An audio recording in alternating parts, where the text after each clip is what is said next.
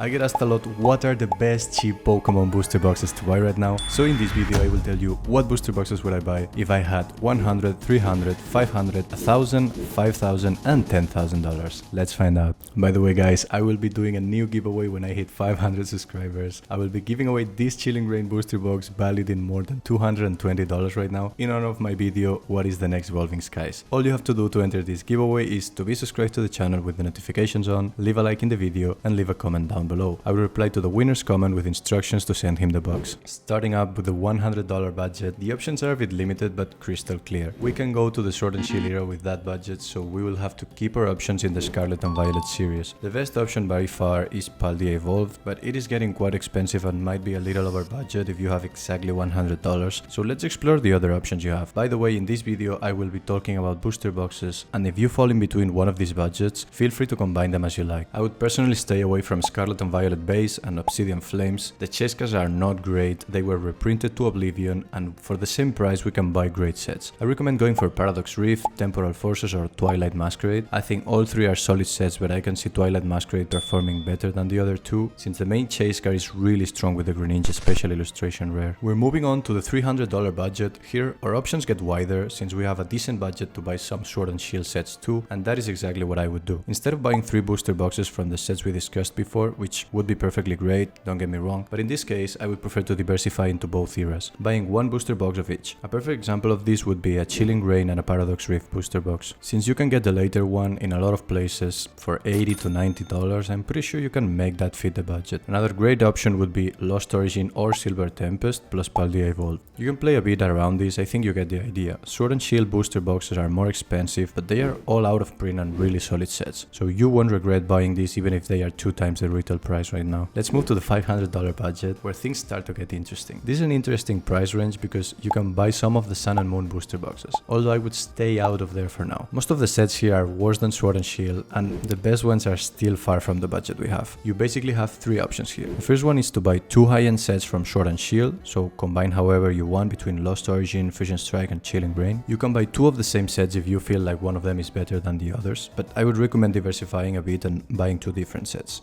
The second option would be to buy 3 mid-tier booster boxes from the Sword and Shield era, so Astral Radiance or Silver Tempest, and if you find good deals you might be able to fit a Lost Origin box here too. The last option I would say is to buy 2 booster boxes from the Sword and Shield and then 1 from Scarlet and Violet, like the first ones mentioned. Let me give you some examples. Lost Origin plus Chilling Reign plus Paradox Rift, Silver Tempest plus Fusion Strike plus Twilight Masquerade, Astral Radiance plus Chilling Reign plus Temporal Forces. I'm pretty sure you get the idea here. Feel free to combine them as you like. If you want to jump to something more vintage, I think you should check out X and Y era booster boxes, since some of them are really cheap and you can fit them on this price range. $1,000. If this would be my budget, I would split it in 2 chunks of $500 each and buy $500 worth of booster boxes from Sword and Shield and then the other $500 from the Scarlet and Violet era. This allows you to buy 4 to 5 boxes from Scarlet and Violet, and then you can either choose to buy 2 high-end sets or 3 middle sets from the Sword and Shield. The number of possibilities available at this point gets a little bit too crazy, but I will show you right now exactly the specific sets I would buy. I would spend $500 on 1 Temporal Forces, 2 Twilight Masquerade, 1 Paldea Evolved and 1 Paradox Rift booster boxes, and the other $500 I would buy 2 Silver Tempest and 1 Astral Radiant booster boxes, or 1 Fusion Strike and 1 Chilling Reign booster box. Both would work for me. Quick stop to the $5,000 budget before going to the final one. Again, as the money available rises, the options get crazier and crazier. Maybe the first option sounds a bit boring, but you can do the same as the last budget, split in half and diversify between the last 2 eras, but I have something more exciting and interesting for you.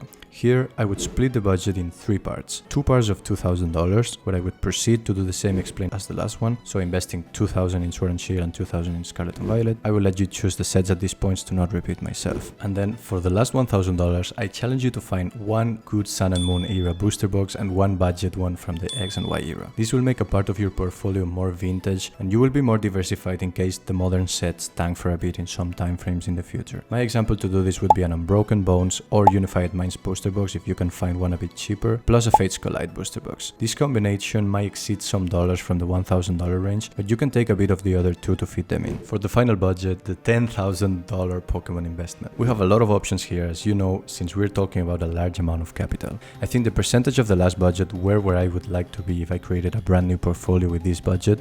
For someone who wants to be more conservative, I would recommend to expand more percentage of the capital to Scarlet and Violet era. As you might know well, when when the risk is higher, the reward is higher too. And with the sets we discussed at the beginning of the video, you can't really go wrong. They already are below retail price, so it is really hard for them to go lower, even if they get reprinted in September. So basically, move the money accordingly to the risk you feel comfortable taking. I think the 40% into Scarlet and Violet, 40% into Sword and Shield, and 20% into Vintage is still great. Now that you have $2,000 available for Vintage, you have the option to go to the black and white era, since some of them will fit your budget. They won't have the same growth rate as the first ones, but not many of them are left in the market and they are getting more and more scarce over time. So my personal opinion is that these kind of boxes will increase in price too in the future. To make a quick summary before ending the video, the safe bet to invest in Pokemon is to buy recent sets. We're kind of lucky that the last 2 years are pretty solid despite the negativity Scarlet and Violet received at the beginning. Also, I would follow the 10-year rule when investing in Pokemon or any collectible. Hold them for an entire decade and you will be amazed with the results. I know a vintage black and white booster box for $2,000 might not be attractive, but just think, what will this box be worth in 10 years? Train your brain to see the opportunity of the market instead of the price label. More expensive does not mean worse. Thank you so much for watching, and as always, have a great day.